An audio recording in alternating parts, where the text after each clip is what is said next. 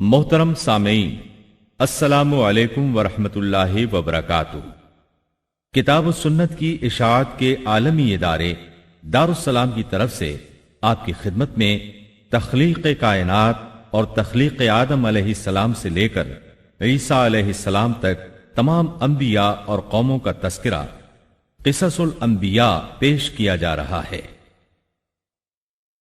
اب ہم آپ کو سناتے ہیں سیدنا ایوب علیہ السلام کا قصہ۔ ایوب علیہ السلام انبیاء کی جماعت میں سے ایک ہستی ہیں۔ اللہ تعالیٰ نے صبر کے معاملے میں بطور خاص ان کا تذکرہ فرمایا ہے، لوگوں کے لیے ایک مثال اور نمونہ ٹھہرایا ہے۔ آپ کا نسب نامہ یوں ہے: ایوب بن موس بن رازح بن عیس بن اسحاق بن ابراہیم علیہ السلام، یہ سیدنا اسحاق علیہ السلام کی نسل میں سے ہیں۔ ابراہیم علیہ السلام کے دو صاحبزادے تھے، اسماعیل علیہ السلام اور اسحاق علیہ السلام۔ ان کے بعد سب کے سب انبیاء کرام اسحاق علیہ السلام کی نسل سے تھے، سوائے نبی کریم صلی اللہ علیہ وسلم کے۔ آپ اکیلے سیدنا اسماعیل علیہ السلام کی نسل سے ہیں۔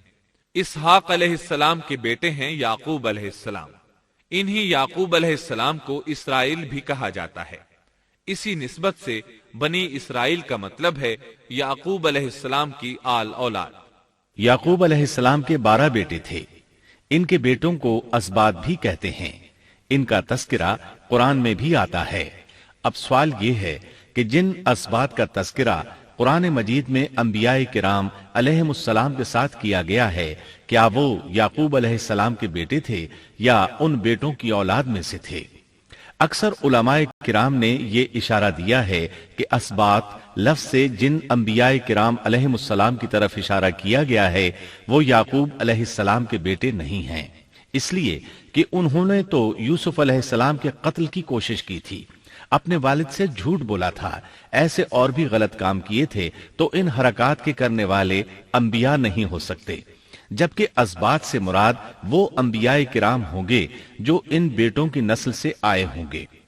بنی اسرائیل کے 12 قبیلے تھے اور قبیلے کو سبت بھی کہتے ہیں، اس لیے انہیں اسباط بھی کہا جاتا ہے، یعنی بنی اسرائیل ان قبیلوں میں تقسیم ہو گئے۔ اسی طرح سیدنا ایوب علیہ السلام سیدنا اسحاق علیہ السلام کی اولاد میں سے ہوئے۔ سورہ انعام آیت 84 میں اللہ فرماتے ہیں: وَمِن ذُرِّيَّتِهِ دَاوُودَ وَسُلَيْمَانَ وَأَيُّوبَ وَيُوسُفَ وَمُوسَى وَهَارُونَ، اور اس کی اولاد میں سے داود اور سلیمان اور ایوب اور یوسف اور موسیٰ اور ہارون۔ تو یہ سب کے سب سیدنا ابراہیم علیہ السلام کی نسل سے تھے۔ ایوب علیہ السلام بھی اللہ تعالیٰ کے نبی اور رسول تھے۔ سورۃ النساء آیت 163 میں اللہ تعالیٰ فرماتے ہیں: إِنَّا أَوْحَيْنَا إِلَيْكَ كَمَا أَوْحَيْنَا إِلَىٰ إِبْرَاهِيمَ وَإِسْمَاعِيلَ وَإِسْحَاقَ وَيَعْقُوبَ وَالْأَسْبَاطِ وَعِيسَى وَأَيُّوبَ وَيُونُسَ وَهَارُونَ وَسُلَيْمَانَ وَآتَيْنَا دَاوُودَ زَبُورًا۔ یقیناً ہم نے آپ کی طرف اسی طرح وحی کی ہے جیسا کہ نوح اور ان کے بعد والے نبیوں کی طرف کی، اور ہم نے وحی کی ابراہیم اور اسماعیل اور اسحاق اور یعقوب اور ان کی اولادوں پر، اور عیسیٰ اور ایوب اور یونس اور ہارون اور سلیمان کی طرف، اور ہم نے داود کو زبور عطا فرمائی۔ اللہ تعالیٰ نے ان سب انبیاء کرام علیہم السلام کی طرف وحی فرمائی، اور ایوب علیہ السلام بھی ان رسولوں میں سے ایک ہیں۔ اللہ تعالیٰ نے آپ کو آپ کی قوم سوران کی طرف مبعوث فرمایا۔ یہ قوم ملک شام میں رہائش پذیر تھی۔ آپ بہت زیادہ مالدار تھے۔ اللہ تعالیٰ نے آپ کو بہت زیادہ نعمتوں سے نوازا تھا۔ آپ کے پاس بے شمار مویشی تھے، لا تعداد نوکر چاکر تھے۔ اللہ نے آپ کو بہت سی زرعی زمین بھی عطا فرمائی تھی۔ آپ تاجر بھی تھے۔ تجارت کا سلسلہ دور دور تک پھیلا ہوا تھا۔ اللہ تعالیٰ نے آپ کو کثیر اولاد بھی عطا فرمائی تھی۔ آپ کے ہاں 7 بیٹے اور 7 بیٹیاں تھیں۔ آپ خود بھی صحت مند اور طاقتور تھے۔ آپ کے اصحاب کی تعداد بھی کافی تھی۔ گویا اللہ تعالیٰ نے آپ کو گوناگون نعمتوں سے نوازا تھا۔ آپ روئے زمین پر نعمتوں سے مالا مال شخص تھے۔ اللہ تعالیٰ نے آپ کو آزمانا چاہا تاکہ بعد میں آنے والے لوگوں کے لیے آپ صبر کی مثال بن جائیں۔ آخر صبر کا مرحلہ شروع ہو گیا۔ آپ کا سب مال و متاع ہلاک ہو گیا، یہاں تک کہ آپ فقیر ہو گئے۔ آپ کی زندگی ہی میں آپ کی ساری اولاد اللہ کو پیاری ہو گئی۔ کسی کا ایک بیٹا بھی فوت ہو جائے تو وہ کتنا غمگین ہوتا ہے، متاثر ہوتا ہے۔ سیدنا یعقوب علیہ السلام پر غم کس طرح طاری ہوا، یہاں تک کہ آپ کی آنکھوں کی بینائی تک جاتی رہی۔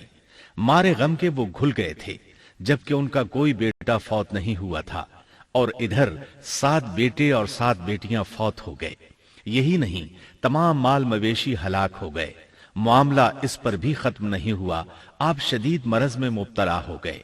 بیماری اس قدر شدید تھی کہ آپ چلنے پھرنے سے معذور ہو گئے، اٹھنے کی سکت نہ رہ گئی، یہاں تک کہ آپ کا گوشت گرنے لگا۔ آپ کی آزمائش انتہا کو پہنچ گئی۔ اب آپ کے ساتھی بھی آپ کا ساتھ چھوڑنے لگے۔ انہیں خوف محسوس ہوا کہ کہیں ان کی بیماری انہیں بھی نہ لگ جائے، کہیں یہ کوئی ایسی بیماری نہ ہو جو ایک سے دوسرے کو لگتی ہو۔ اس طرح سوائے 2 کے سب ساتھی آپ کا ساتھ چھوڑ گئے، کوئی آپ کے قریب نہ آتا تھا۔ جو 2 ساتھی ساتھ چھوڑ کر نہیں گئے تھے وہ بھی ذرا دور کھڑے ہو کر بات کرتے تھے۔ آپ کی خدمت کے لیے بس آپ کی بیوی رہ گئیں۔ وہ بہت وفادار بیوی تھیں۔ یہ زوجہ محترمہ آپ کی خدمت کرتی، آپ کو کھلاتی پلاتی، آپ کو نہلاتی۔ پھر نوبت یہاں تک پہنچی کہ سارا ہی مال بالکل ختم ہو گیا۔ اب بیوی صاحبہ نے اجرت پر لوگوں کے گھروں میں کام کرنا شروع کیا تاکہ کچھ کما کر لائیں اور خاوند پر خرچ کر سکیں۔ یہ تھے اللہ کے نبی ایوب علیہ السلام، اتنی بڑی آزمائش میں پورے اترے۔ آزمائش بھی 1-2 ماہ نہیں، پورے 12 برس جاری رہی، اور ایک قول کے مطابق 18 برس جاری رہی۔ آپ اس دوران مجسمہ صبر بنے رہے۔ آپ نے کبھی کسی سے شکوہ تک نہ کیا، یہاں تک کہ کبھی زوجہ محترمہ سے بھی شکوہ نہ کیا۔ سال ہا سال اسی حالت پر گزر گئے۔ ایک بار آپ کی بیوی نے عرض کرنے کی ذرا ہمت کی اور کہا، آپ اللہ کے رسول ہیں، اگر اللہ کے حضور دعا کریں تو وہ آپ کی بیماری کو ختم فرما دیں گے، آپ کی حالت کو بدل دیں گے۔ بیوی صاحبہ کے یہ کہنے کے باوجود آپ نے بیماری کے ختم ہونے کی دعا نہ کی، نہ یہ کہا یا اللہ مجھے رزق کی فراوانی عطا فرما، بس رضائے الہی پر راضی رہے، تقدیر الہی پر خوش رہے۔ آپ نے بیوی سے فرمایا، ذرا بتاؤ تو ہم کتنا عرصہ خوشحالی اور فراوانی میں رہے ہیں، کتنا عرصہ ہم ناز و نعمت میں رہے ہیں؟ انہوں نے جواب دیا، 80 سال۔ یہ سن کر آپ نے فرمایا، مجھے اللہ تعالیٰ سے دعا کرتے حیا آتی ہے، جتنا عرصہ خوشحالی میں رہا اتنا عرصہ بیماری اور تنگ دستی میں نہیں گزرا، اس لیے میں ابھی یہ دعا نہیں کروں گا کہ وہ مجھے شفا عطا کر دے یا میری اس حالت کو بدل دے، وافر رزق عطا کرے، جب تک مجھ پر 80 سال نہ گزر جائیں۔ جس طرح میں 80 سال ناز و نعمت کی بہاریں دیکھتا رہا، اسی طرح 80 سال تک میں اسی حالت پر صبر کا دامن تھامے رہوں گا، تندرستی کا سوال نہیں کروں گا۔ آپ کے اس جواب پر بیوی صاحبہ مایوس ہو گئیں، اس لیے کہ انہیں تو بیماری کے ختم ہونے کی اور اچھے دنوں کے دوبارہ آنے کی امید تھی۔ آپ کی بات سن کر وہ بولیں، تب یہ آزمائش کی گھڑی کب ختم ہوگی؟ چونکہ اس بات سے اللہ تعالیٰ کی ناشکری ہوتی تھی، اس لیے ایوب علیہ السلام ناراض ہو گئے۔ انہوں نے اللہ کے نام کی قسم کھائی کہ اگر اللہ تعالیٰ نے مجھے شفا عطا فرمائی تو میں انہیں 100 کوڑے ماروں گا۔ دوسری طرف نوبت یہاں تک پہنچی کہ لوگوں نے آپ کی بیوی صاحبہ کو کام دینے سے انکار کرنا شروع کر دیا۔ ان کا خیال تھا کہیں ان کے شوہر کی بیماری انہیں بھی نہ لگ جائے۔ وہ سمجھتے تھے کہ ایوب علیہ السلام کی بیماری چھوت کی ہے، لہٰذا یہ بیماری ان کی بیوی کے واسطے سے انہیں بھی لگ سکتی ہے۔ جب معاملہ یہاں تک پہنچ گیا تب آپ نے ایک چھوٹی سی بات کہی، اس میں بھی کوئی واضح دعا نہیں تھی، جبکہ اس وقت سے بڑھ کر دعا کے لیے کون سا وقت ہو سکتا تھا؟ آپ کی اس بات کو اللہ تعالیٰ نے قرآن مجید میں بیان فرمایا ہے۔ سورہ انبیاء آیت 83 میں ہے، وَأَيُّوبَ إِذْ نَادَى رَبَّهُ أَنِّي مَسَّنِيَ الضُّرُّ وَأَنْتَ أَرْحَمُ الرَّاحِمِينَ۔ اور ایوب کی اس حالت کو یاد کرو جبکہ اس نے اپنے پروردگار کو پکارا کہ مجھے یہ بیماری لگ گئی ہے اور تو رحم کرنے والوں سے زیادہ رحم کرنے والا ہے۔ مجھے آزمائش نے آ لیا ہے اور تو ارحم الراحمین ہے۔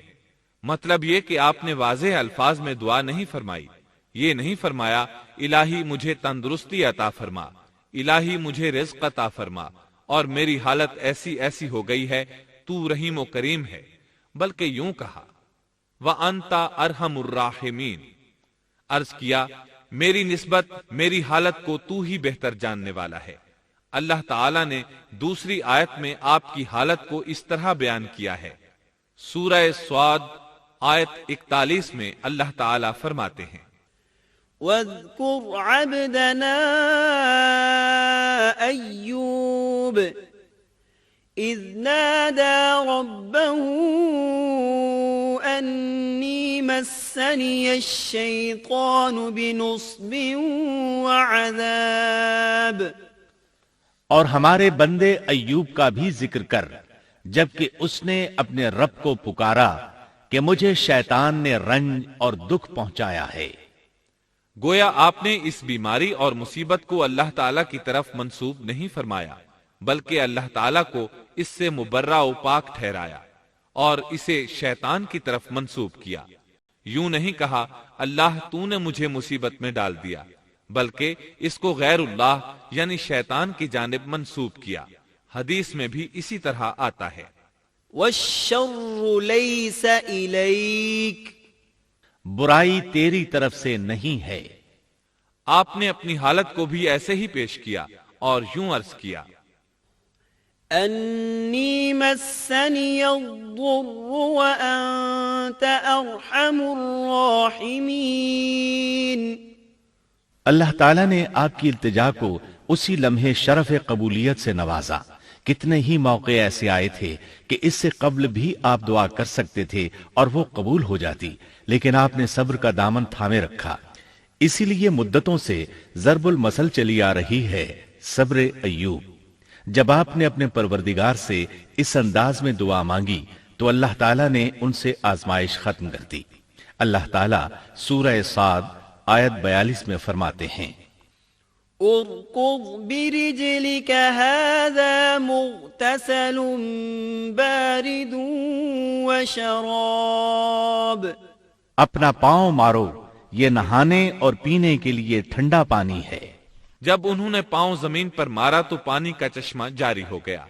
علماء کرام کہتے ہیں جب انہوں نے اس پانی سے غسل کیا تو جسم کے بیرونی حصے سے بیماری ختم ہو گئی، اور جو ہی پانی پیا جسم کے اندرونی حصے کی بیماری ختم ہو گئی، اور یہ اللہ عز و جل کا عظیم احسان ہے۔ پھر سے بالکل تندرست بن گئے، ان کی صحت و توانائی لوٹ آئی، ایسے صحت مند ہو گئے جیسے پہلے کبھی ہوا کرتے تھے۔ ان کی زوجہ محترمہ باہر سے گھر آئیں تو بالکل نہ پہچان سکیں۔ ان سے پوچھنے لگیں کیا آپ نے اللہ کے نبی میرے خاوند یعنی مرض میں مبتلا شخص کو دیکھا ہے؟ اللہ کی قسم جب میرے خاوند صحت مند تھے تو بالکل آپ جیسے تھے، میں نے آپ سے بڑھ کر ان سے ملتا جلتا آدمی آج تک نہیں دیکھا۔ اس پر ایوب علیہ السلام بولے کیا تم نے مجھے پہچانا نہیں؟ انہوں نے حیران ہو کر پوچھا آپ کون ہیں؟ تب وہ بولے میں ایوب ہوں۔ وہ بولیں سبحان اللہ، اس کا مطلب ہے بیماری ختم ہو گئی، اللہ تعالیٰ کا احسان ہو گیا۔ اس کے بعد اللہ تعالیٰ نے انہیں اہل و عیال کی نعمتیں بھی لوٹا دیں، ان کے مویشی بھی انہیں واپس مل گئے۔ سیدنا ابن عباس رضی اللہ عنہما فرماتے ہیں اللہ تعالیٰ نے صرف انہیں ہی اپنے فضل و کرم سے نہیں نوازا بلکہ ان کے ساتھ ان کی اہلیہ کو بھی اپنے خاص فضل و کرم سے نوازا، اس لیے کہ انہوں نے بھی اس عظیم آزمائش میں صبر کیا تھا، عظیم صبر کا مظاہرہ کیا تھا۔ اللہ تعالیٰ نے ان کی جوانی کو بھی لوٹا دیا۔ ان سے سیدنا ایوب علیہ السلام کے ہاں 26 بیٹے بیٹیاں پیدا ہوئے۔ یہ روایت بھی ملتی ہے کہ 26 بیٹے ہی بیٹے تھے، بیٹیاں اس کے علاوہ تھیں۔ اللہ تعالیٰ سورہ انبیاء آیت 84 میں فرماتے ہیں وَآتَيْنَاهُ أَهْلَهُ وَمِثْلَهُم مَّعَهُمْ رَحْمَةً مِّنْ عِندِنَا وَذِكْرَىٰ لِلْعَابِدِينَ ہم نے اس کو اہل و عیال عطا فرمائے بلکہ ان کے ساتھ ویسے ہی اور اپنی خاص مہربانی سے تاکہ سچے بندوں کے لیے سبب نصیحت ہو۔ مطلب یہ کہ ان کی جوانی واپس کر دی، مال و دولت لوٹا دیا اور یہ چیزیں انہیں فوراً واپس کر دی تھیں، جسمانی صحت بھی واپس فرمائی اور دنیاوی دولت بھی واپس کر دی۔ امام بخاری، امام احمد اور دیگر محدثین نبی کریم صلی اللہ علیہ وسلم سے روایت بیان کرتے ہیں کہ نبی کریم صلی اللہ علیہ وسلم نے فرمایا جب سیدنا ایوب علیہ السلام غسل فرما رہے تھے تو ان پر ٹڈیوں کی موسلا دھار بارش ہونے لگی۔ یہ ٹڈیاں کیا تھیں؟ وہ سونے کی ٹڈیاں تھیں۔ اللہ تعالیٰ ان کو غسل کے دوران ہی اتارنے لگے۔ ایوب علیہ السلام نے ان کو کپڑے میں جمع کرنا شروع کیا۔ اس پر اللہ تعالیٰ نے فرمایا اے ایوب، کیا میں نے تجھے مالدار نہیں بنا دیا؟ اس نئے نازل ہونے والے مال سے بے پرواہ نہیں بنا دیا؟ ایوب علیہ السلام نے عرض کیا جی ہاں میرے پروردگار، لیکن میں آپ کی رحمت اور برکت سے تو بے پرواہ نہیں ہو سکتا۔ بلا یا رب ولكن لا غنى لي عن بركتك۔ ہاں اے رب، لیکن میں تیری برکت سے دور کیسے رہ سکتا ہوں؟ ان کا مال و دولت سب واپس مل گیا، اہل و عیال بھی مل گئے، صحت بھی پلٹ آئی۔ یہ سب اللہ کے خاص فضل و کرم سے تھا اور اس عظیم صبر کے صلے میں تھا جو انہوں نے کیا تھا۔ اللہ تعالیٰ نے ان کی اہلیہ محترمہ پر بھی نرمی فرمائی، جیسا کہ سورہ صاد آیت 44 میں فرماتے ہیں وَخُذْ بِيَدِكَ ضِغْثًا۔ اور اپنے ہاتھ میں تنکوں کی ایک جھاڑو پکڑو۔ بالکل باریک تنکوں کی ایک جھاڑو لو، اس میں 100 تنکے ہوں، ان کو اکٹھا کر لو۔ اس کے بعد فرمایا فَاضْرِبْ بِهِ وَلَا تَحْنَثْ۔ جھاڑو سے اسے مار اور قسم کے خلاف نہ کر۔ مطلب یہ کہ ایوب علیہ السلام نے اپنی بیوی کو 100 کوڑے مارنے کی قسم کھائی تھی۔ اللہ نے یہ تدبیر سمجھائی کہ 100 تنکوں کا جھاڑو لے کر ایک بار انہیں مارو اور قسم پوری کرو، قسم کی خلاف ورزی نہ کرو۔ اس طرح آپ کی قسم بھی پوری ہو جائے گی اور بیوی کو بھی تکلیف نہیں پہنچے گی۔ تو اس طرح اللہ تعالیٰ نے ان کی زوجہ محترمہ پر خاص مہربانی فرمائی۔ اللہ سورہ انبیاء آیت 83 اور 84 میں فرماتے ہیں وَأَيُّوبَ إِذْ نَادَى رَبَّهُ أَنِّي مَسَّنِيَ الضُّرُّ وَأَنْتَ أَرْحَمُ الرَّاحِمِينَ فَاسْتَجَبْنَا لَهُ فَكَشَفْنَا مَا بِهِ مِنْ ضُرٍّ وَآتَيْنَاهُ أَهْلَهُ وَمِثْلَهُمْ مَعَهُمْ رَحْمَةً مِّنْ عِنْدِنَا وَذِكْرَىٰ لِلْعَابِدِينَ۔ ایوب کی اس حالت کو یاد کرو جبکہ اس نے اپنے پروردگار کو پکارا کہ مجھے یہ بیماری لگ گئی ہے اور تو رحم کرنے والوں سے زیادہ رحم کرنے والا ہے۔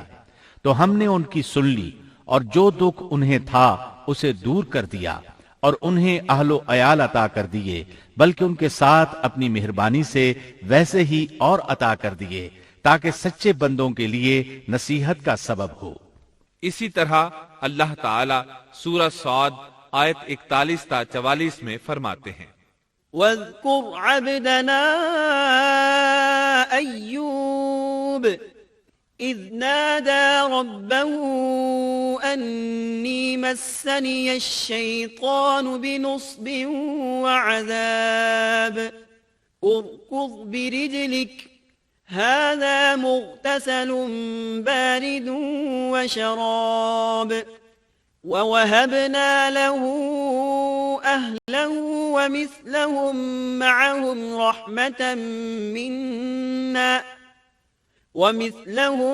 مَّعَهُمْ رَحْمَةً مِّنَّا وَذِكْرَىٰ لِأُولِي الْأَلْبَابِ وَخُذْ بِيَدِكَ ضِغْثًا فَاضْرِب بِّهِ وَلَا تَحْنَثْ إنا وجدناه صابرا نعم العبد إنه أواب.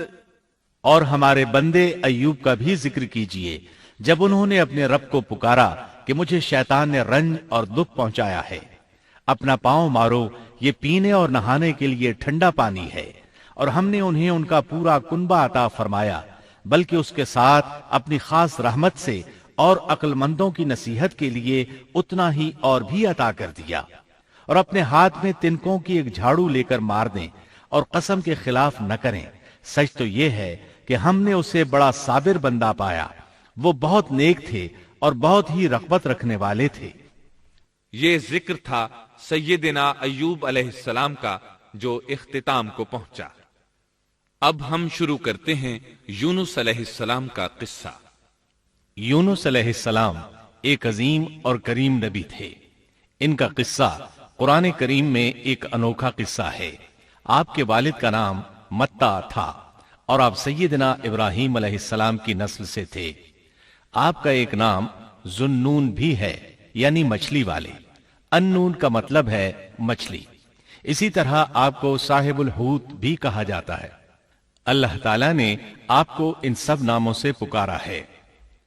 آپ کو ایک عظیم بستی کی طرف مبعوث کیا گیا. اس بستی کا نام نینوا تھا. یہ عراق کے شمال میں واقع تھی، موصل کے بالمقابل تھی. ان دونوں کے درمیان دریائے دجلہ واقع تھا. موصل دریائے دجلہ کے کنارے واقع تھا، جبکہ اس کے بالکل سامنے نینوا کی بستی تھی. امام ابن کثیر رحمت اللہ علیہ نے نینوا کے بارے میں اور ان آثار و باقیات کے بارے میں لکھا ہے جو ان کے زمانے میں موجود تھیں. وہاں کچھ بت تھے جو اوندھے منہ گرے پڑے تھے. اللہ تبارک و تعالی نے یونس علیہ السلام کو نینوا کی طرف رسول بنا کر بھیجا. سورۃ الصافات آیت 139 میں ہے، وَإِنَّ يُونُسَ لَمِنَ الْمُرْسَلِينَ. اور بے شک یونس رسولوں میں سے تھے. آگے اللہ آیت 147 میں فرماتے ہیں، وَأَرْسَلْنَاهُ إِلَى 100,000 أَوْ يَزِيدُونَ. اور ہم نے اسے 100,000 بلکہ اور زیادہ آدمیوں کی طرف بھیجا. یعنی ان کی تعداد 100,000 سے زیادہ تھی. رہا یہ سوال کہ لاکھ سے کتنے زیادہ تھے، اکثر علماء کرام نے وضاحت کی ہے کہ وہ 100,000 سے قریباً 20,000 زیادہ تھے. اس طرح بستی والوں کی تعداد 1,20,000 تھی، اور یہ سب کے سب کفر پر تھے. یونس علیہ السلام انہیں سال ہر سال دعوت دیتے رہے، لیکن وہ اپنے کفر ہی پر ڈٹے رہے. پھر انہوں نے سیدنا یونس علیہ السلام پر ظلم و جبر شروع کر دیا. انہیں دھمکیاں دیں، مصائب و آلام سے دوچار کیا. مطلب یہ کہ جس طرح دوسرے انبیاء کرام کے ساتھ کیا گیا، ان کے ساتھ بھی وہی سلوک ہوا. آخر آپ نے اپنی قوم کو اللہ کے عذاب سے آگاہ کرتے ہوئے اعلان فرما دیا کہ فلاں دن تم پر عذاب آ جائے گا. پھر خود غصے کی حالت میں اس بستی سے نکل گئے، جبکہ اللہ تعالیٰ نے انہیں متعین دن کی مہلت دینے کی اجازت تو دی تھی، لیکن اس بستی سے نکل جانے کا حکم نہیں دیا تھا.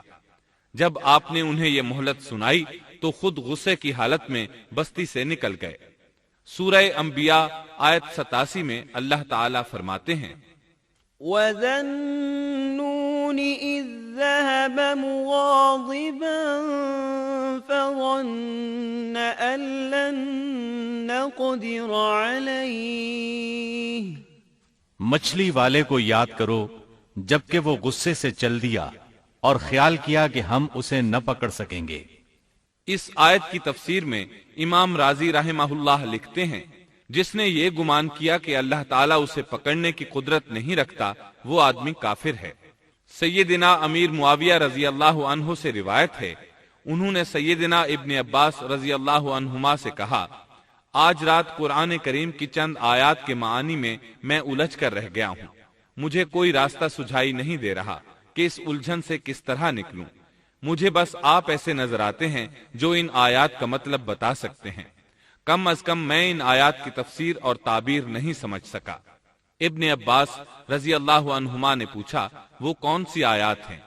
سیدنا امیر معاویہ رضی اللہ عنہ کہنے لگے، یونس علیہ السلام کا یہ خیال کرنا کہ اللہ تعالیٰ ان پر قدرت نہیں رکھتے، یہ سن کر سیدنا ابن عباس رضی اللہ عنہما نے فرمایا، اس سے مراد یہ نہیں، یہ لفظ قدر یہاں تنگی کے معنی میں آیا ہے، قدرت اور طاقت رکھنے کے معنی میں نہیں۔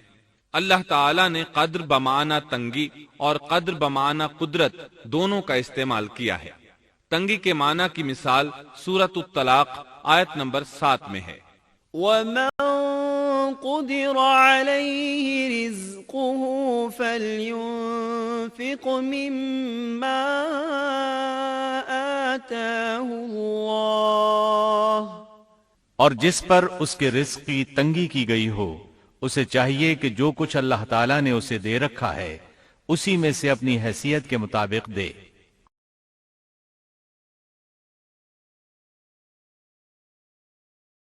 تو اس آیت میں بھی یہی معنی مراد ہے کہ انہوں نے گمان کر لیا ہم ان پر تنگی نہیں کریں گے، یعنی ان کا خیال یہ تھا کہ اگرچہ وہ اللہ تعالیٰ کی اجازت کے بغیر نکل کھڑے ہوئے ہیں پھر بھی اللہ ان پر تنگی نہیں کریں گے، کیونکہ وہ اللہ کے ایک معزز نبی اور رسول ہیں، اور ان کی قوم کے لوگ اللہ کی گرفت اور اس کے عذاب کے مستحق ہیں، انہی پر اللہ کا عذاب نازل ہونے والا ہے۔ اس عذاب کی خبر انہیں پہلے ہی سنا دی گئی ہے اور مہلت دے دی گئی ہے، مگر وہ خود اگرچہ اللہ کی اجازت کے بغیر ہی چلے آئے ہیں پھر بھی انہیں سرزنش نہیں کی جائے گی اور وہ کسی گرفت میں نہیں آئیں گے۔ اللہ تعالیٰ ان کے لیے کوئی تنگی نہیں فرمائیں گے۔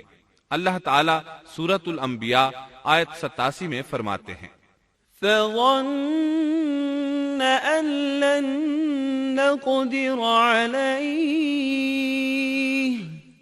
اس نے خیال کیا کہ ہم اسے پکڑ نہیں سکیں گے، مطلب یہ کہ ہم انہیں کوئی سزا نہیں کریں گے اور ان پر کسی طرح کی تنگی نہیں کریں گے، اور وہ سمندر کی طرف چل دیے۔ انہی دنوں میں عذاب الہی کی کچھ علامات نینوا بستی پر ظاہر ہونا شروع ہو گئیں۔ ایک بہت بڑا سیاہ بادل ان کی طرف بڑھنے لگا، اس بادل میں آگ کے شعلے دکھائی دینے لگے۔ ان لوگوں نے یہ بادل ان متعین دنوں میں سے پہلے ہی دن دیکھ لیا۔ اس کو دیکھتے ہی وہ سمجھ گئے کہ جس طرح سیدنا یونس علیہ السلام نے انہیں آگاہ کیا تھا یہ عذاب ان پر نازل ہو کر رہے گا، اور جو عذاب سیدنا لوط علیہ السلام کی قوم پر آیا تھا وہ اس کے بارے میں بھی اچھی طرح جانتے تھے۔ وہ بستی ان کی بستی کے قریب ہی تھی، اس لیے وہ ڈر گئے۔ ان کے سردار جمع ہوئے اور کہنے لگے، جیسے تم سے پہلے لوگوں پر عذاب اترا کرتے تھے تم پر بھی یہ نازل ہو کر رہے گا، جلدی کرو، سب جمع ہو جاؤ۔ چنانچہ انہوں نے اس بات پر اتفاق کر لیا کہ سیدنا یونس علیہ السلام نے بالکل سچ فرمایا تھا۔ اللہ کی قسم یہ بالکل وہی عذاب ہے، تم اللہ کے عذاب سے نجات نہیں پا سکو گے۔ اس سے بچنے کی ایک ہی صورت ہے کہ تم ایمان لے آؤ اور توبہ کر لو۔ اس طرح وہ سب کے سب ایمان لے آئے، لیکن سیدنا یونس علیہ السلام وہاں موجود نہیں تھے۔ ان کی عدم موجودگی میں یہ سب کے سب یعنی 1,20,000 افراد ایمان لے آئے۔ انہوں نے پیوند لگے کپڑے پہنے اور اللہ کے حضور عاجزی، انکساری اور آہوزاری شروع کر دی، رونے لگے، اللہ سے بخشش مانگنے لگے، پھر اسی حالت زار میں باہر کھلے میدان کی طرف نکل آئے۔ ان کے سرداروں نے سب کو الگ الگ کر دیا، یہاں تک کہ ماں اور بیٹے کو بھی جدا کر دیا۔ سب اپنی اپنی جگہ پر یعنی ماں اپنی جگہ پر اور بیٹا اپنی جگہ پر آہوزاری کرنے لگے تاکہ ان پر اللہ تعالیٰ کی رحمت نازل ہو جائے۔ یہ عذاب 3 دن تک ان کے سروں پر منڈلاتا رہا، اور یہ بھی مسلسل آہوزاری کرتے رہے، اپنی عاجزی ظاہر کرتے رہے، معافیاں مانگتے رہے۔ آخرکار اللہ تعالیٰ نے ان پر رحم و کرم فرما دیا اور عذاب کو ان سے پھیر دیا۔ اللہ تعالیٰ سورہ یونس آیت 98 میں فرماتے ہیں، فلولا كانت قرية آمنت فنفعها إيمانها إلا قوم يونس، چنانچہ کوئی بستی ایمان نہ لائی کہ ایمان لانا اس کے لیے فائدہ مند ہوتا سوائے یونس کی قوم کے۔ مطلب یہ کہ سابقہ امتوں میں سے کسی کے بارے میں یہ سننے میں نہیں آیا کہ پوری قوم ایمان لے آئی ہو۔ تمام بستیوں میں ایک بھی بستی ایسی نہیں تھی، بس ایک یونس علیہ السلام کی قوم ایمان لے آئی۔ اللہ تعالیٰ سورہ یونس آیت 98 میں فرماتے ہیں، لما آمنوا كشفنا عنهم عذاب الخزي في الحياة الدنيا ومتعناهم إلى حين۔ جب وہ ایمان لے آئے تو ہم نے رسوائی کے عذاب کو دنیاوی زندگی میں ان پر سے ٹال دیا اور ان کو ایک وقت تک کے لیے زندگی سے فائدہ اٹھانے کا موقع دیا۔ مطلب یہ کہ ہم نے انہیں دنیاوی زندگی کا لطف اٹھانے کا موقع دیا۔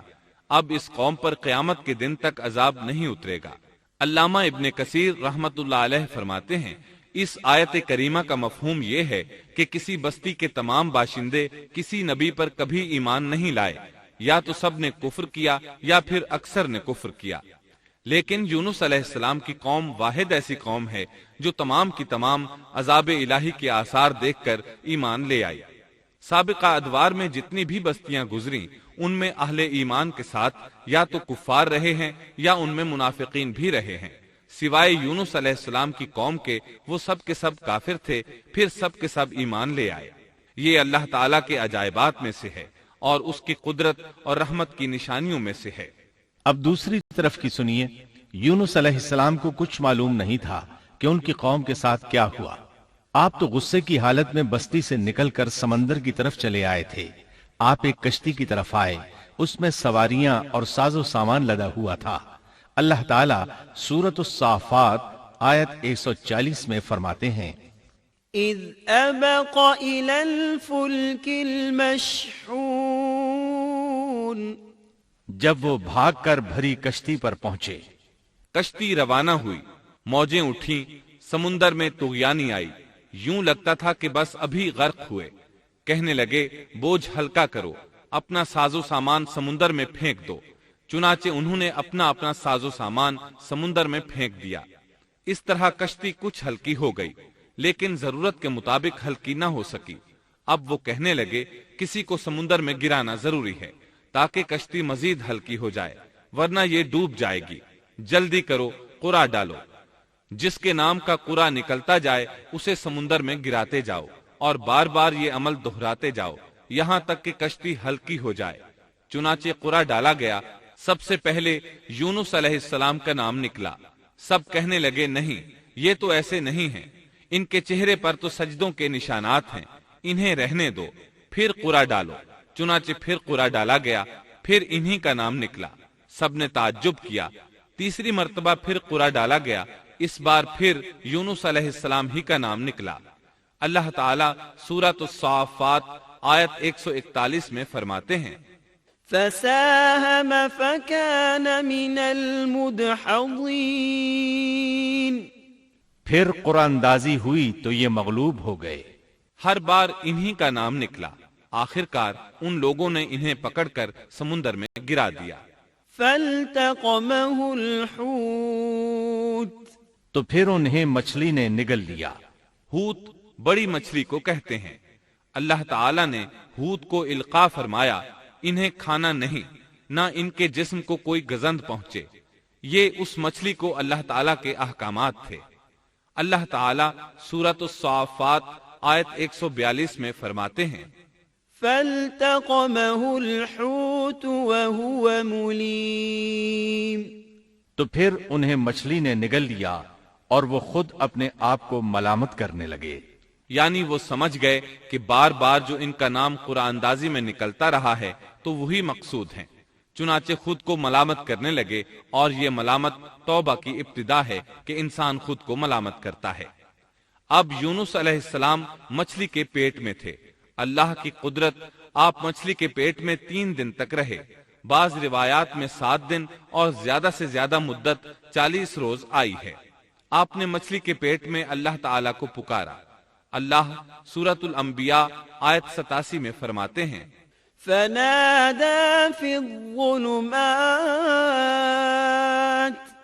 آخر کار وہ اندھیروں کے اندر سے پکار اٹھے۔ علماء نے یہاں 3 اندھیروں کا ذکر کیا ہے، مچھلی کے پیٹ کا اندھیرا، سمندر کا اندھیرا اور رات کا اندھیرا۔ گویا ان پر یہ سارے اندھیرے اکٹھے ہو گئے تھے۔ اللہ سورۃ الصافات آیت 143 اور 144 میں فرماتے ہیں فلولا أنه كان من المسبحين للبث في بطنه إلى يوم يبعثون. پس اگر یہ پاکی بیان کرنے والوں میں سے نہ ہوتے تو لوگوں کے اٹھائے جانے کے دن تک اس کے پیٹ ہی میں رہتے. مطلب یہ کہ اگر آپ اللہ تبارک و تعالی کی تسبیح نہ بیان کرتے تو مچھلی کے پیٹ ہی میں رہتے. آپ نے دعا نہیں مانگی بلکہ اللہ عز و جل کی تسبیح بیان کی. روایات میں یوں بھی آتا ہے کہ جب مچھلی آپ کو سمندر کی اتھاہ گہرائی میں لے گئی تو آپ وہاں آبی مخلوقات کی تسبیحات کی آوازیں سننے لگے. گویا اللہ تعالی نے انہیں القاء فرمایا کہ آپ بھی تسبیح کریں. اللہ سورۃ الانبیاء آیت 87 میں فرماتے ہیں فنادى في الظلمات أن لا إله إلا أنت سبحانك إني كنت من الظالمين. بالآخر وہ اندھیروں کے اندر سے پکار اٹھا کہ الہی تیرے سوا کوئی معبود نہیں، تو پاک ہے، بے شک میں ظالموں میں ہو گیا. چنانچہ یونس علیہ السلام نے اس تسبیح کے الفاظ کو یوں ادا فرمایا لا إله إلا أنت سبحانك إني كنت من الظالمين.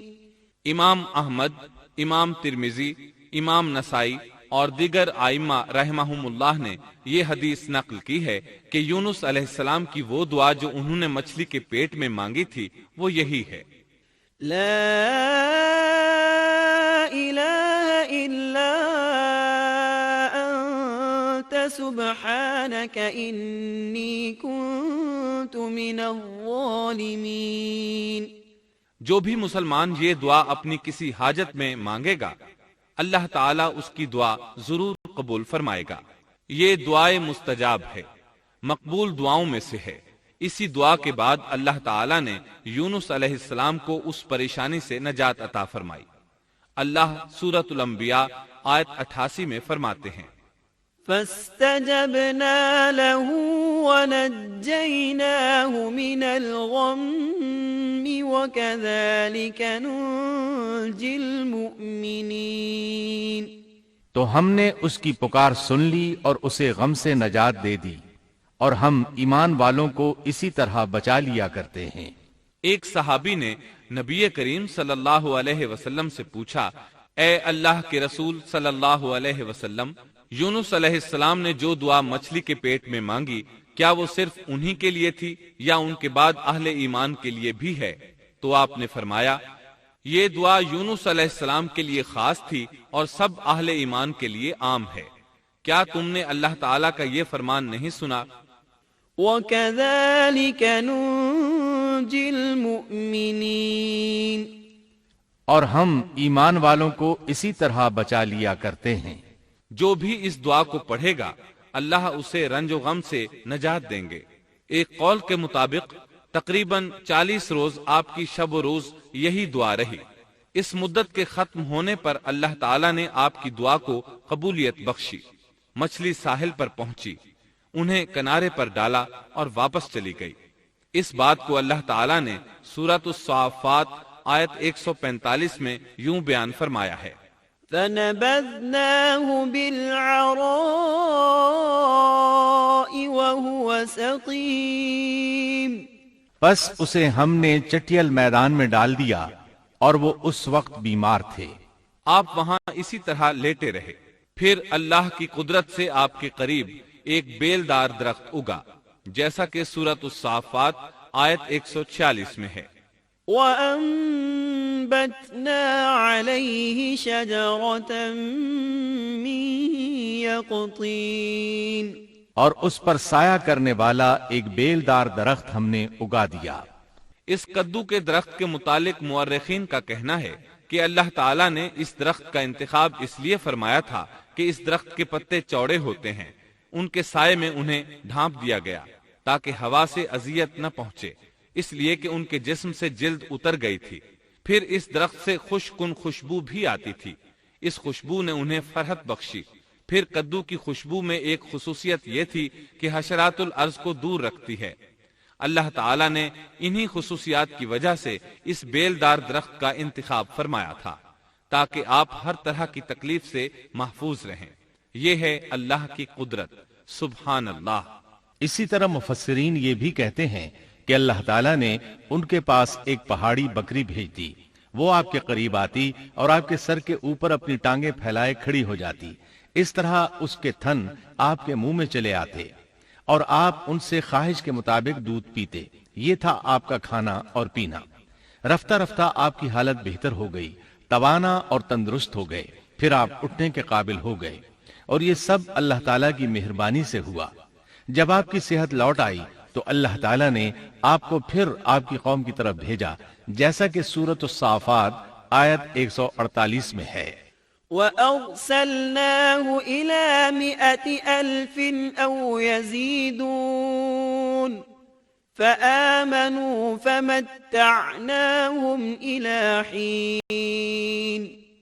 اور ہم نے اسے 1,00,000 بلکہ اور زیادہ آدمیوں کی طرف بھیجا، پس وہ ایمان لے آئے اور ہم نے انہیں ایک زمانے تک عیش و عشرت دی۔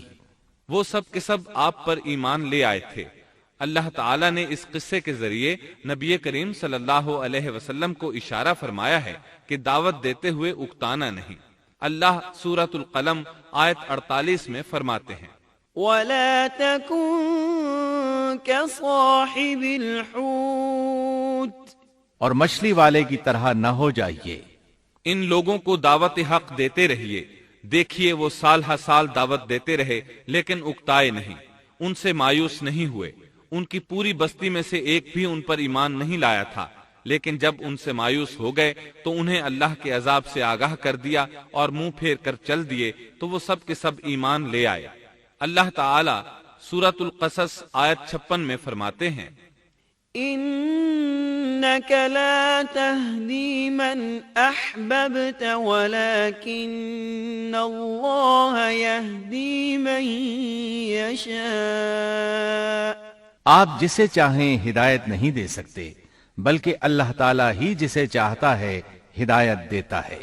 اس قصے میں بہت بڑا سبق ہے کہ کسی بھی حالت میں اللہ کی رحمت سے مایوس نہیں ہونا چاہیے اور نہ ہدایت کے معاملے میں اپنی ذات پر بھروسہ کرنا چاہیے۔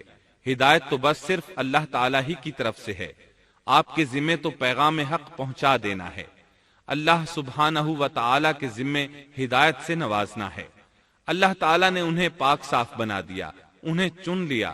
اللہ خود ہی سورۃ القلم آیت 50 میں وضاحت فرماتے ہیں، فاجتباه ربه فجعله من الصالحين۔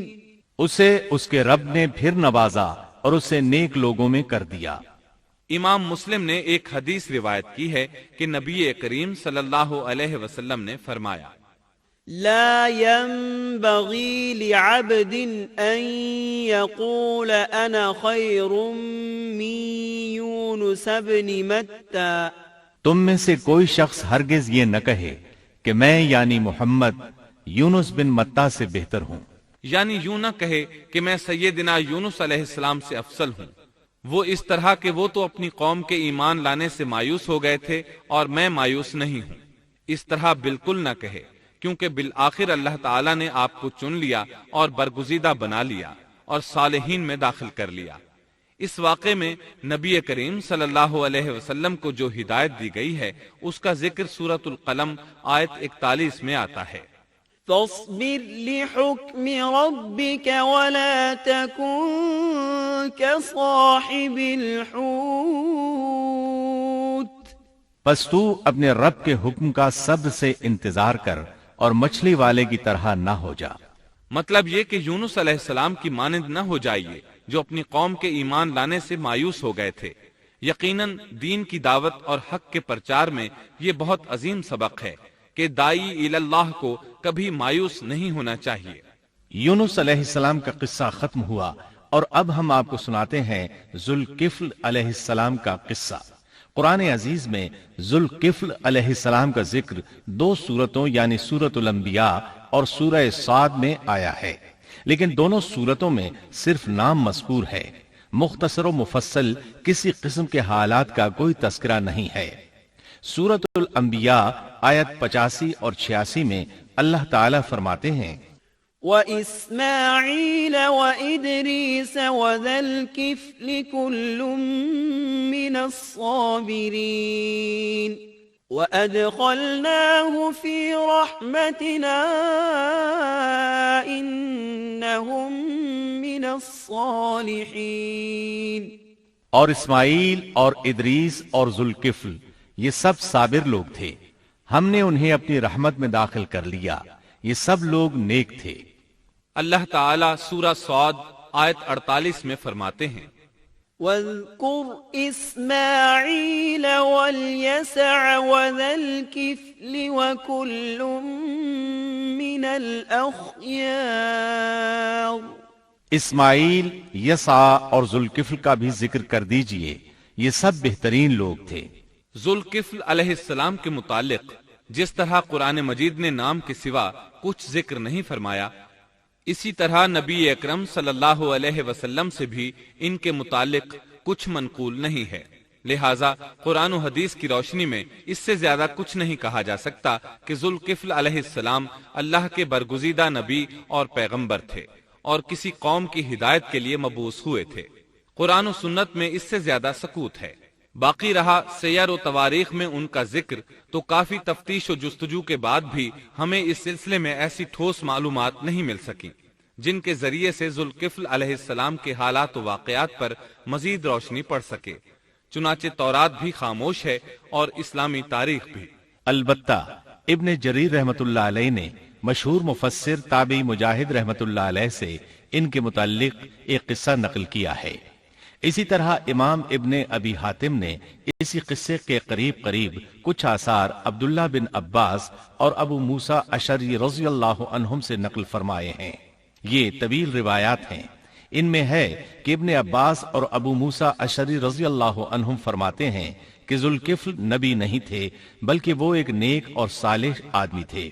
لیکن ایک تو یہ روایات سند کے اعتبار سے ضعیف ہیں، دوسرا یہ کہ ابن عباس اور ابو موسیٰ رضی اللہ عنہم جیسے جلیل القدر صحابہ اور مجاہد رحمت اللہ علیہ جیسے عظیم تابعی سے یہ ناممکن ہے کہ وہ ذوالکفل علیہ السلام کے متعلق یہ فرمائیں کہ وہ نبی نہیں بلکہ ایک نیک مرد تھے۔ شاہ عبد القادر رحمت اللہ علیہ کا موقف ہے کہ ذوالکفل ایوب علیہ السلام کے بیٹے تھے اور انہوں نے اللہ کی خاطر کسی آدمی کی ضمانت دی تھی جس کی پاداش میں ان کو کئی برس قید کی تکالیف برداشت کرنا پڑی۔ چنانچہ شاہ صاحب اپنی تفسیر موضح القرآن میں لکھتے ہیں کہ ذوالکفل ایوب علیہ السلام کے بیٹے تھے، ایک شخص کے ضامن ہو کر کئی برس قید رہے اور اللہ کی خاطر یہ مشقت سہی۔ موجودہ دور کے بعض مفسرین کا خیال ہے کہ ذوالکفل حزقیل علیہ السلام کا لقب ہے۔ ایک دوسرے مفسر کی عجیب و غریب رائے یہ ہے کہ ذوالکفل گوتم بدھ کا لقب ہے، کیونکہ اس کے دارالسلطنت کا نام کفل تھا، جس کا معرب کفل ہے، اور عربی میں ذو صاحب اور مالک کے لیے آتا ہے، اور صاحب مال کے لیے ذو مال اور مالک شہر کے لیے ذو بلد کے الفاظ کثرت سے استعمال ہوتے ہیں، لہٰذا یہاں بھی کفل کے مالک و بادشاہ کو ذوالکفل کہا گیا ہے۔ اس مفسر نے یہ بھی دعویٰ کیا ہے کہ گوتم بدھ کی اصل تعلیم توحید اور حقیقی اسلام ہی کی تعلیم تھی، مگر اس کی موجودہ صورت دوسرے ادیان کی طرح محرف اور مسخ شدہ ہے۔ لیکن یہ اقوال قیاس و آراء سے زیادہ تاریخی حیثیت سے کوئی وقت نہیں رکھتے۔ ہم اس تعصب کے قائل نہیں ہیں کہ اگر صحیح تاریخ سے یہ ثابت ہو جائے کہ قرآن نے جن انبیاء کے صرف نام ذکر کیے ہیں ان کا مصداق فلاں برگزیدہ ہستی ہے، اور اس کا انکار صرف اس لیے کر دیا جائے کہ اس سے پہلے چونکہ ایسی بات کسی نے نہیں کہی اس لیے یہ قابل رد ہے۔ یقیناً ہم اس حقیقت کو تسلیم کرتے ہیں کہ تاریخی حقائق کی جستجو کا باب بند نہیں ہوا اور آئے دن نئی تحقیقات سامنے آ رہی ہیں اور جدید انکشافات ہو رہے ہیں، بلکہ ان کے ذریعے قرآن مجید اور احادیث رسول کے بیان کردہ واقعات کی تصدیق ہوتی چلی جا رہی ہے۔ ملحد و بے دین لوگ ان کا انکار اس لیے کرتے آ رہے ہیں کہ تاریخ اور فلسفہ ان کا ساتھ نہیں دیتے، لیکن اگر قرآن کریم کی بیان کردہ کسی ہستی کے متعلق مزید انکشافات روشنی میں آئیں تو ہمارے لیے انکار کا باعث نہیں بلکہ مخالفین پر مزید حجت اور دلیل ہیں۔ لیکن اس حقیقت کے اقرار کے باوجود اس سے یہ بھی لازم نہیں آتا کہ کسی واقعے کے متعلق کوئی شخص اگر محض اپنے وہم و گمان اور قیاس و انداز سے بے دلیل کوئی بات کر دے تو ضرور اس کو مان لیا جائے۔ چنانچہ ذوالکفل علیہ السلام کو گوتم بدھ قرار دینا ابھی تک اس سے زیادہ کوئی حیثیت نہیں رکھتا۔ ہمارے لیے دنیا کے مختلف گوشوں میں اللہ کے فرستادہ نبیوں پر ایمان لانے کے لیے قرآن کی وہ تینوں دفعات کافی ہیں جو دین اسلام کا امتیازی وصف ہیں۔ سورۃ الفاتر آیت 24 میں اللہ تعالیٰ فرماتے ہیں وَإِن مِّنْ أُمَّةٍ إِلَّا خَلَا فِيهَا نَذِيرٌ، اور کوئی امت ایسی نہیں ہوئی جس میں کوئی ڈر سنانے والا نہ گزرا ہو۔ سورۃ المومن آیت 78 میں اللہ تعالیٰ فرماتے ہیں مِّنْهُم مَّن قَصَصْنَا عَلَيْكَ وَمِنْهُم مَّن لَّمْ نَقْصُصْ عَلَيْكَ، بعض انبیاء کے واقعات ہم آپ کو بیان کر چکے ہیں اور ان میں سے بعض کے قصے تو ہم نے آپ کو بیان ہی نہیں کیے۔ سورۃ البقرہ آیت 136 میں اللہ تعالیٰ فرماتے ہیں لا نفرق بین احد من رسله، ہم رسولوں میں سے کسی کے درمیان فرق نہیں کرتے۔ اس لیے ایک مومن کا یہ عقیدہ ہونا چاہیے کہ ہم اللہ کے انبیاء میں سے کسی نبی کے درمیان کوئی فرق نہیں کرتے، یعنی تمام انبیاء پر ایمان لاتے ہیں۔ اس صاف اور واضح عقیدے کے بعد اگر ہمارے سامنے کسی ملک اور کسی خطے کے انبیاء اور رسول کے واقعات نہیں بھی آئے تو اس کے اسباب و وجوہات اور ہیں، لیکن جہاں تک ان پر ایمان لانے کا تعلق ہے وہ اختصار سے بھی کافی ہے، اور ان کی تفصیلات سے آگاہی ہماری رشد و ہدایت کے مقاصد یعنی اللہ پر ایمان اور نیک اعمال کے لیے ضروری نہیں ہے، خصوصاً جبکہ اللہ تعالیٰ نے ہم پر یہ حقیقت بھی قرآن مجید میں واضح کر دی ہے کہ نبی اکرم صلی اللہ علیہ وسلم خاتم النبیین ہیں اور تمام سچے ادیان کی صحیح اور حقیقی تعلیم کی تصدیق کر کے ان کو بلند درجات کے درجہ کمال تک پہنچانے والے ہیں، جیسا کہ سورۃ المائدہ آیت 3 میں اللہ تعالیٰ فرماتے ہیں اليوم اکملت لکم دینکم واتممت علیکم نعمتی ورضیت لکم الاسلام دینا، آج میں نے تمہارے لیے دین کو کامل کر دیا اور تم پر اپنا انعام بھرپور کر دیا اور تمہارے لیے اسلام کے دین ہونے پر رضامند ہو گیا۔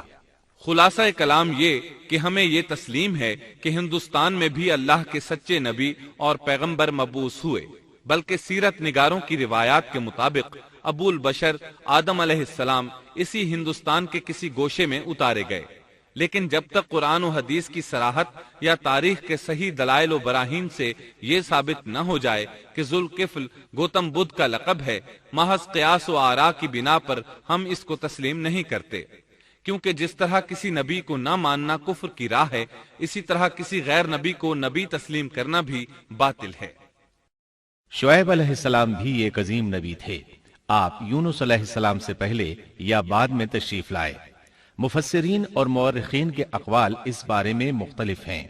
آپ عربی النسل ہیں اور مدین بن مدیان بن ابراہیم علیہ السلام کی طرف منسوب ہیں۔ آپ جس شہر میں مبعوث ہوئے اس کا نام مدین تھا، یا پھر یہ اس قبیلے کا نام تھا جو اس بستی میں آباد تھا۔ مدین کا یہ شہر مشہور شہر معان کے قریب ہی تھا، آج کل یہ اردن میں ہے۔ معان قوم لوط کے بحیرہ کے قریب تھا۔ بحیرہ کی حقیقت یہ ہے کہ جب اللہ تعالیٰ نے جبریل علیہ السلام کو حکم دیا کہ لوط علیہ السلام کی قوم پر تباہی نازل کریں، اس بستی کو اوپر اٹھا کر اوندھا گرا دیں، انہوں نے اس بستی کو تہوبالا کر دیا، تہس نہس کر دیا، تو اس بستی کو بحیرہ کہا جانے لگا، یعنی لوط علیہ السلام کی بستی کے کھنڈرات۔ یہ بحیرہ بحر مردار کے قریب ہی واقع ہے۔ سیدنا شعیب علیہ السلام کی قوم ایک کافر اور تاجر قوم تھی، بتوں کی پوجا کرتی تھی اور ڈاکے ڈالتی تھی، یہ لوگ تجارتی راستوں پر کھڑے ہو جاتے، تجارتی قافلوں کو اس طرح لوٹتے تھے کہ ہر قافلے سے جبرن 10واں حصہ وصول کر لیتے تھے۔ خود بھی ملاوٹ، ہیرا پھیری اور دھوکہ بازی کے ماہر تھے۔ ملاوٹ تو گویا ان کی گھٹی میں پڑی تھی۔ تمام انبیاء کرام علیہم السلام کی ذمہ داری ہوتی ہے کہ لوگوں کو خالص اللہ کی عبادت کی طرف بلائیں، درست اعمال اور صحیح عقائد کی طرف ان کی رہنمائی کریں۔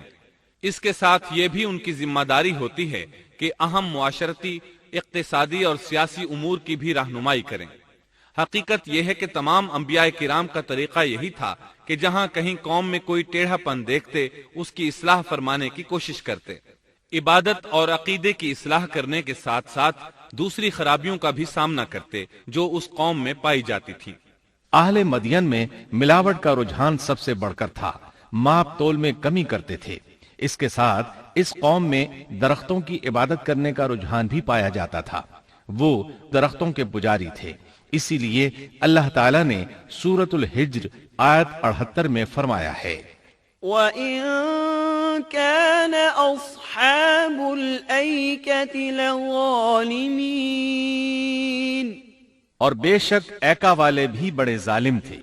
اسی طرح سورۃ الشعراء آیت 176 میں باری تعالیٰ فرماتے ہیں، كَذَّبَ أَصْحَابُ الْأَيْكَةِ الْمُرْسَلِينَ، ایکا والوں نے بھی رسولوں کو جھٹلایا۔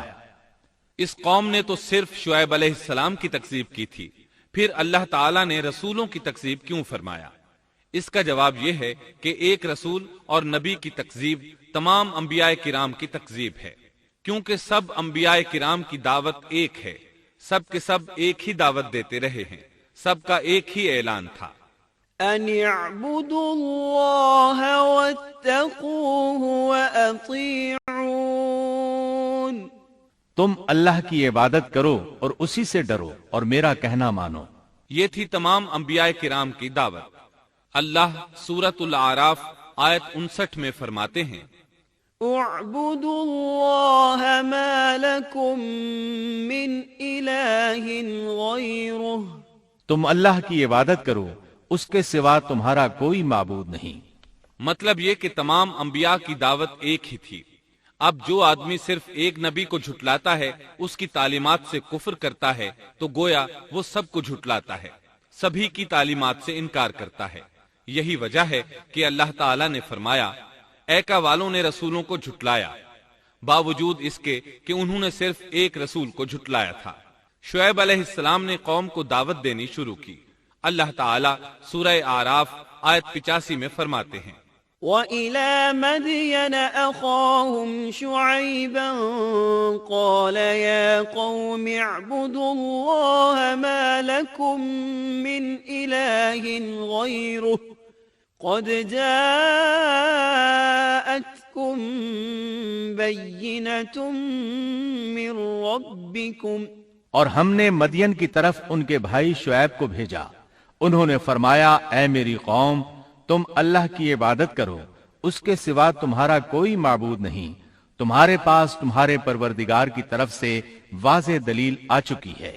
سب کے سب انبیاء کرام معجزات کے ساتھ تشریف لائے ہیں۔ اگر معجزات نہ ہوتے تو لوگوں کو کیسے پہچان ہوتی کہ وہ حق پر ہیں؟ معجزات نہ ہوتے تو ہم ایک سچے نبی اور نبوت کے جھوٹے مدعی کے درمیان فرق کیسے کر سکتے تھے؟ نبی برحق تو معجزات لے کر آتا ہے، دنیا میں کوئی نبی ایسا نہیں آیا جو معجزات لے کر نہ آیا ہو۔ معجزے کی تعریف میں علماء لکھتے ہیں، المعجزة امر خارق للعادة شيء لا يستطيعه البشر وليس من صنع البشر، معجزہ اس خلاف عادت امر کو کہتے ہیں جو انسانوں کی طاقت سے بالا ہو اور اس میں کسی آدمی کا عمل دخل نہ ہو، یعنی جس کو پیش کرنے سے انسان عاجز ہوں۔ عاجز کرنے والی وہی چیز ہوتی ہے جو زمینی قوانین اور ضوابط کے خلاف ہو، مثلا مردوں کا زندہ کرنا، پہاڑوں کو چیر کر اونٹنی کا نکل آنا، لاٹھی کا سانپ بن جانا، چاند کا 2 ٹکڑے ہونا اور دیگر معجزات۔ مختصر یہ کہ جو نبی دنیا میں تشریف لائے کوئی نہ کوئی معجزہ ضرور ساتھ لائے تاکہ لوگ ان کی سچائی پر ایمان لے آئیں۔ اگر کوئی شخص نبوت کا دعویٰ کرے اور ہاتھ کی صفائی سے کوئی شعبدہ دکھائے تو وہ معجزہ نہیں ہے۔ معجزہ ہونے کے لیے چند شرائط ہیں۔ نمبر 1، وہ کام خلاف عادت ہو، قوانین فطرت کو توڑنے والا ہو۔ نمبر 2، اس کام کو اللہ کسی نبی یا رسول کے ہاتھوں پر ظاہر کرے۔ نمبر 3، عورتوں سے ظاہر نہ ہو، اس لیے کہ انبیاء سب کے سب مرد تھے۔ اللہ تعالیٰ سورہ یوسف آیت 109 میں فرماتے ہیں، وما أرسلنا من قبلك إلا رجالا، آپ سے پہلے ہم نے جتنے رسول بھیجے سب مرد ہی تھے۔ نمبر 4، اس معجزے سے وہ دوسروں کو چیلنج بھی کرے کہ مخالفین میں سے کوئی ایسا کر کے دکھائے، چاہے سب مل کر دکھائیں، مطلب یہ کہ وہ معجزہ سب کے لیے چیلنج ہو۔ شعیب علیہ السلام نے بھی اپنے معجزے کے ذریعے اپنی قوم کو چیلنج کیا۔ اللہ تعالیٰ ان کی زبان سے سورہ آراف آیت 85 میں فرماتے ہیں، قد جاءتكم بينة من ربكم، تمہارے پاس تمہارے رب کی طرف سے واضح دلیل آ چکی ہے۔ شعیب علیہ السلام ایسے واضح اور روشن امور ان کے سامنے پیش کرتے ہیں کہ جن پر عمل پیرا ہو کر وہ دنیا و آخرت میں فلاح پا سکتے تھے۔ سورۃ الاعراف آیت 85 میں ہے، فأوفوا الكيل والميزان ولا تبخسوا الناس أشياءهم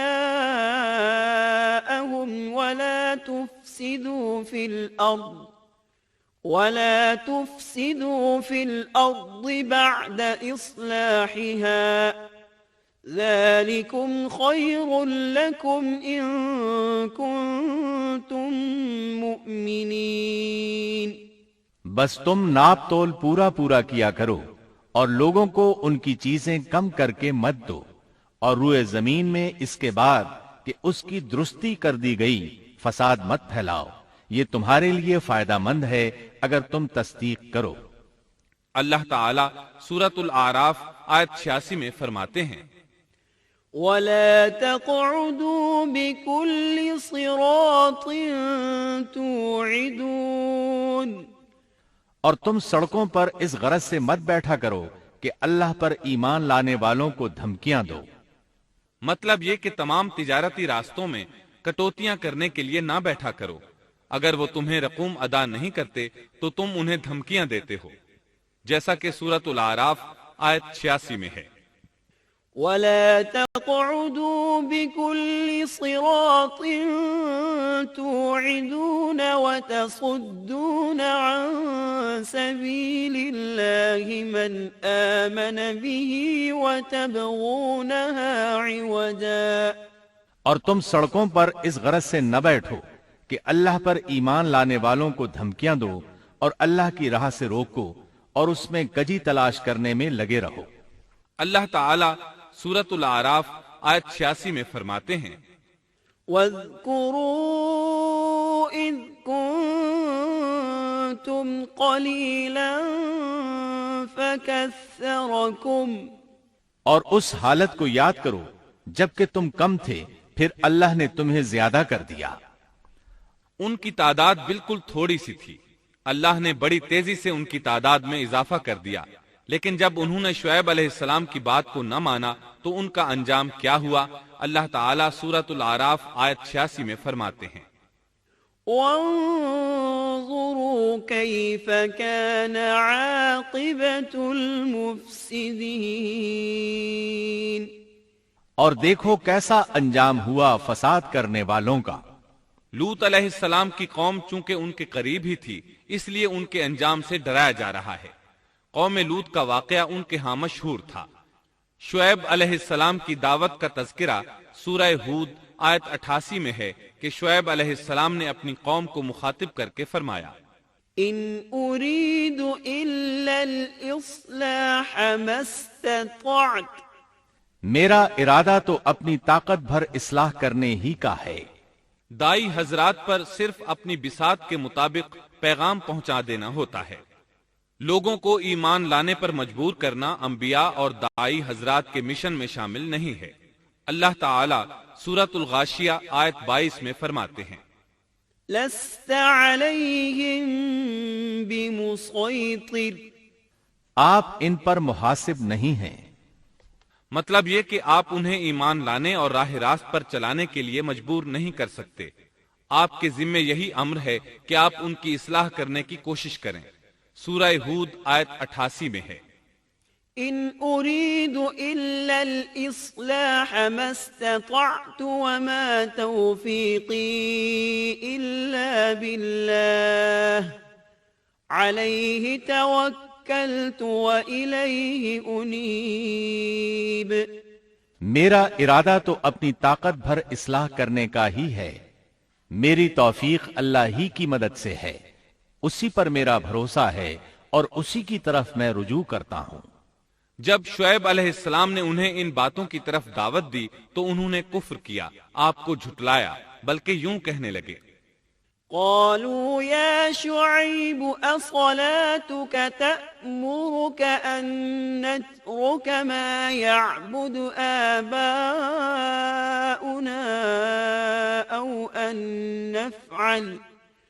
أو أن نفعل في أموالنا ما نشاء۔ انہوں نے جواب دیا کہ اے شعیب، کیا تیری نماز تجھے یہی حکم دیتی ہے کہ ہم اپنے باپ دادوں کے معبودوں کو چھوڑ دیں اور ہم اپنے مالوں میں جو کچھ چاہیں اس کا کرنا بھی چھوڑ دیں؟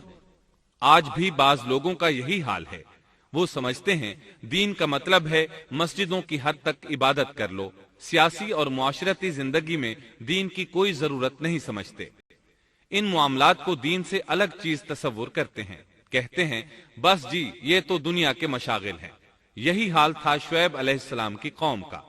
سورہ ہود آیت 87 کے آخر میں ہے انک لانت الحلیم الرشید، تو تو بڑا ہی باوقار اور نیک چلن آدمی ہے۔ مطلب یہ کہ انہوں نے مذاق کے انداز میں ان سے کہا تو تو بڑا عقل مند ہے، کیوں ناراض ہوتا ہے؟ سیدنا ابن عباس رضی اللہ عنہما سے روایت ہے کہ وہ یہ بات ان سے مذاق کے انداز میں کہتے تھے، ان کی تعریف نہیں کرتے تھے۔ پھر شعیب علیہ السلام نے ان الفاظ میں سمجھایا وَيَا قَوْمِ لَا يَجْرِمَنَّكُمْ شِقَاقِي أَن يُصِيبَكُم مِّثْلُ مَا أَصَابَ قَوْمَ نُوحٍ أَوْ قَوْمَ هُودٍ أَوْ قَوْمَ صَالِحٍ وَمَا قَوْمُ لُوطٍ مِّنكُم بِبَعِيدٍ۔ اور اے میری قوم، میرے خلاف ضد تمہارے لیے اس بات کا باعث نہ ہو جائے کہ تمہیں بھی ویسا ہی معاملہ پیش آ جائے جیسا قوم نوح یا قوم ہود یا قوم صالح کو پیش آ چکا ہے، اور قوم لوط تو تم سے کچھ دور نہیں۔ مطلب یہ تھا کہ قوم لوط تو تمہارے بالکل نزدیک تھی، ان پر آنے والے عذاب سے تو تم خود اچھی طرح خبردار ہو، جانتے ہو ان کے ساتھ کیا سلوک ہو چکا ہے۔ پھر آپ نے فرمایا وَاسْتَغْفِرُوا رَبَّكُمْ ثُمَّ تُوبُوا إِلَيْهِ إِنَّ رَبِّي رَحِيمٌ وَدُودٌ۔ تم اپنے رب سے استغفار کرو اور اس کی طرف توجہ کرو، یقین مانو کہ میرا رب بڑی مہربانی والا اور بہت محبت کرنے والا ہے۔ جب وہ اپنی ضد پر اڑے رہے تو شعیب علیہ السلام نے یوں فرمایا تو ذرا ٹھہر جاؤ یہاں تک کہ ہمارے درمیان اللہ فیصلہ کیے دیتا ہے، اور وہ سب فیصلہ کرنے والوں سے بہتر ہے۔ پہلے تو عام واعظ و نصیحت فرمائی، جب قوم نہ سمجھی تو انہیں سابقہ ہلاک شدہ قوموں کی مثالیں دی، ڈرایا کہ کہیں تمہیں بھی ایسے ہی عذابوں سے دوچار نہ ہونا پڑے، لیکن انہوں نے کسی بات کا اثر نہ لیا، الٹا یوں کہنے لگے انما انت من المسحرین ما انت الا بشر مثلنا وان نظنك لمن الكاذبین فأسقط علينا كسفا من السماء إن كنت من الصادقين۔ تو ان میں سے ہے جن پر جادو کر دیا جاتا ہے، اور تو ہم ہی جیسا ایک انسان ہے، اور ہم تو تجھے جھوٹ بولنے والوں میں سے ہی خیال کرتے ہیں۔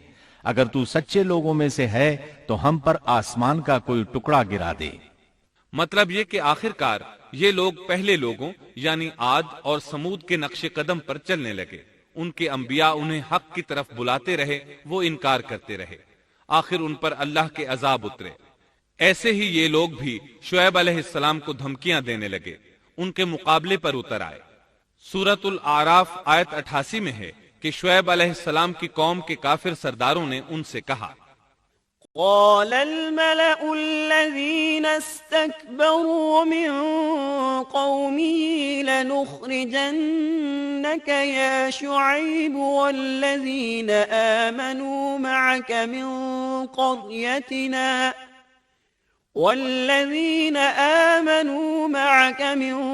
قريتنا أو لتعودن في ملتنا قال أولو كنا كارهين۔ ان کی قوم کے متکبر سرداروں نے کہا، اے شعیب، ہم آپ کو اور جو آپ کے ہمراہ ایمان والے ہیں انہیں اپنی بستی سے نکال دیں گے، یا یہ کہ تم ہمارے مذہب میں پھر آ جاؤ۔ شعیب نے جواب دیا، کیا ہم تمہارے مذہب میں آ جائیں؟ گو ہم اس کو مکروہ ہی سمجھتے ہوں۔ قوم کے سردار تکبر کرتے ہوئے مزید کہنے لگے کہ اگر تو اپنی دعوت پر اڑا رہا تو ہم تجھے مدین سے نکال دیں گے۔ جواب میں شعیب علیہ السلام نے کہا، اگر عذاب سے بچنا ہے تو میری بات مان لو۔ انہوں نے نہ صرف آپ کی بات ماننے سے انکار کر دیا بلکہ ان کا مذاق بھی اڑانے لگے۔ اس کا ذکر سورہ ہود آیت 91 میں آیا ہے۔ قالوا يا شعيب ما نفقه كثيرا مما تقول۔ انہوں نے کہا، اے شعیب، تیری اکثر باتیں تو ہماری سمجھ ہی میں نہیں آتی۔ شعیب علیہ السلام نے انہیں پھر سمجھایا تو وہ بولے، قالوا يا شعيب ما نفقه كثيرا مما تقول وإنا لنراك فينا ضعيفا ولولا رهطك لرجمناك وما أنت علينا بعزيز۔ اے شعیب، تیری اکثر باتیں تو ہماری سمجھ ہی میں نہیں آتی، اور ہم تو تجھے اپنے اندر بہت کمزور پاتے ہیں۔ اگر تیرے قبیلے کا خیال نہ ہوتا تو ہم تجھے سنسار کر دیتے، اور ہم پر تمہارا دباؤ تو ہے ہی نہیں۔ اس پر آپ نے فرمایا، یا قوم ارہطی اعز علیکم من اللہ۔ اے میری قوم کے لوگو، کیا تمہارے نزدیک میرے قبیلے کے لوگ اللہ سے بھی زیادہ عزت والے ہیں؟ مطلب یہ کہ تم میری قوم قبیلے سے تو ڈرتے ہو لیکن اللہ تعالیٰ کا تمہیں کچھ بھی ڈر نہیں۔ اس موقع پر انہوں نے اپنی قوم کو یوں خبردار کیا، وَيَا قَوْمِ اعْمَلُوا عَلَى مَكَانَتِكُمْ إِنِّي عَامِلٌ سَوْفَ تَعْلَمُونَ من يأتيه عذاب يخزيه ومن هو كاذب وارتقبوا إني معكم رقيب۔ اے میری قوم، اب تم اپنی جگہ عمل کیے جاؤ، میں بھی عمل کر رہا ہوں۔ بہت جلد تمہیں معلوم ہو جائے گا کہ کس کے پاس وہ عذاب آتا ہے جو اسے رسوا کر دے، اور کون ہے جو جھوٹا ہے۔ تم بھی انتظار کرو، میں بھی تمہارے ساتھ انتظار کرتا ہوں۔ پھر آپ نے دعا فرمائی، اے اللہ، میرے اور میری قوم کے درمیان فیصلہ کر دے۔ ادھر قوم کے لوگ انہیں بستی سے نکالنے اور سنسار کرنے کی دھمکیاں دینے لگے۔ آپ کی دعا کے الفاظ سورہ اعراف آیت 99 میں آئے ہیں۔ ربنا افتح بيننا وبين قومنا بالحق وأنت خير الفاتحين. اے ہمارے پروردگار، ہمارے اور ہماری قوم کے درمیان حق کے موافق فیصلہ کر دے، اور تو سب سے اچھا فیصلہ کرنے والا ہے. آخر کار فیصلے کی گھڑی آ پہنچی. اللہ تعالیٰ نے سیدنا شعیب علیہ السلام اور ان پر ایمان لانے والوں کو نجات عطا فرمائی، اور ان کی قوم پر عجیب و غریب عذاب نازل ہونا شروع ہوا. اور عذاب صرف ایک ہی قسم کا نہیں تھا، کئی نوعیتوں اور شکلوں میں آیا. اللہ سبحانہ و تعالی ہمیں اپنی قدرت کی نشانیاں دکھاتے ہیں کہ قوم عاد کس طرح تند و تیز ہواؤں سے تباہ کی گئی، جبکہ شعیب علیہ السلام کی قوم کو اس کے بالکل برعکس عذاب دیا گیا. اللہ تعالیٰ نے ہوا کو روک لیا. حالت ایسی ہو گئی کہ ہوا بالکل نہ چلی، گرمی اور حرارت تیز ہو گئی. پھر اللہ تعالیٰ نے بستی سے باہر ایک بادل بھیجا، اس کے نیچے سایہ تھا. بچے، بوڑھے، جوان اور عورتیں سبھی اس سائے میں جگہ پانے کے لیے بھاگے تاکہ گرمی سے بچ سکیں. آخر بادل کے نیچے پہنچ کر بیٹھ گئے.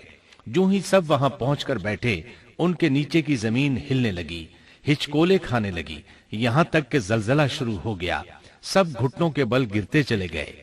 اسی وقت جبریل علیہ السلام تشریف لائے اور ایسی زوردار چیخ ماری کہ اس چیخ کی شدت کی تاب نہ لاتے ہوئے سب کے سب وہیں ڈھیر ہو گئے. اللہ تعالیٰ سورۃ الشعراء آیت 189 میں فرماتے ہیں، فَأَخَذَهُمْ عَذَابُ يَوْمِ الظُّلَّةِ، پس انہیں سائبان والے دن کے عذاب نے پکڑ لیا. جب انہوں نے سائے اور ہوا کو گم پایا تو بادل کو دیکھتے ہی اس کے سائے کی طرف لپکے، لیکن اس میں تو عذاب تھا، اور انہوں نے یہی تو کہا تھا، فَأَسْقِطْ عَلَيْنَا كِسَفًا مِّنَ السَّمَاءِ إِن كُنتَ مِنَ الصَّادِقِينَ. اگر تم سچے لوگوں میں سے ہو تو ہم پر آسمان کا کوئی ٹکڑا گرا دو. بس اللہ تعالیٰ نے آسمان سے ایسا ہی عذاب بھیج دیا. اللہ سورہ آراف آیت 91 میں فرماتے ہیں، فَأَخَذَتْهُمُ الرَّجْفَةُ فَأَصْبَحُوا فِي دَارِهِمْ جَاثِمِينَ. پس انہیں زلزلے نے آ پکڑا، سو وہ اوندھے کے اوندھے پڑے رہ گئے.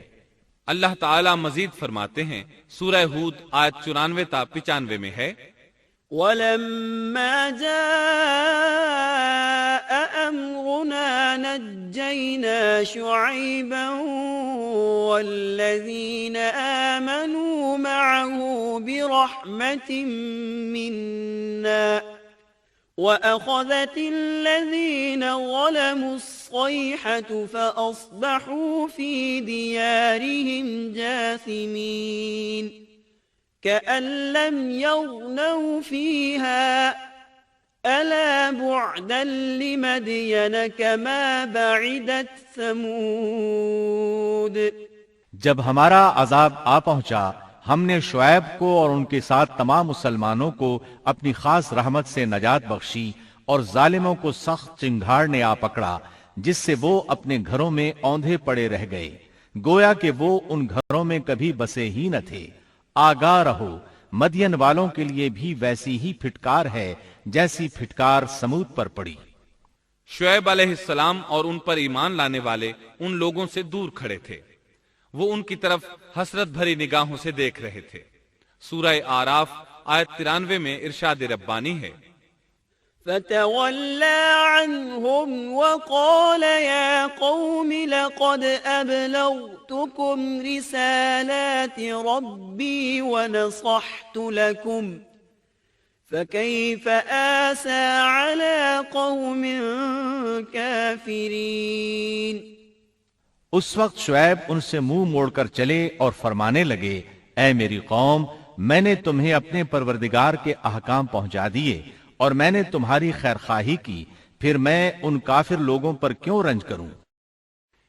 اس کے بعد وہ دوبارہ مدین کی طرف لوٹ آئے، کیونکہ مدین شہر تو باقی رہ گیا تھا، صرف اہل مدین ہی تباہ ہوئے تھے.